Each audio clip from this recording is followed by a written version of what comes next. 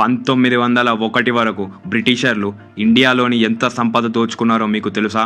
అది అక్షరాల $1 బిలియన్. యూరోప్లో ఏ దేశంలో ఇంత సొమ్ము అప్పట్లో ఉండేది కాదు. అదే సొమ్ము ఇప్పటి రోజుల్లో చూస్తే సుమారు $1 ట్రిలియన్ అన్నమాట. బ్రిటిషర్లు ఇంత ఎక్కువగా మరే ఇతర దేశాన్ని దోచుకోలేదు. 0 అనే సంఖ్యని కనుక్కున్నది ఇండియానే. దీన్ని ఆర్యభట్ట కనిపెట్టారు.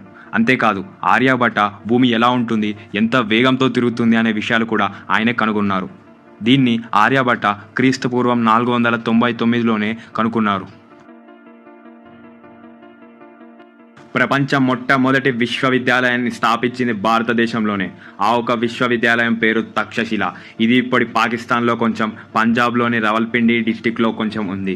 విశ్వవిద్యాలయాన్ని యునెస్కో 1980లో ప్రపంచ వారసత్వ కట్టడంగా గుర్తించింది. దీన్ని పూర్వం భరతుడు కట్టాడని భావిస్తున్నారు.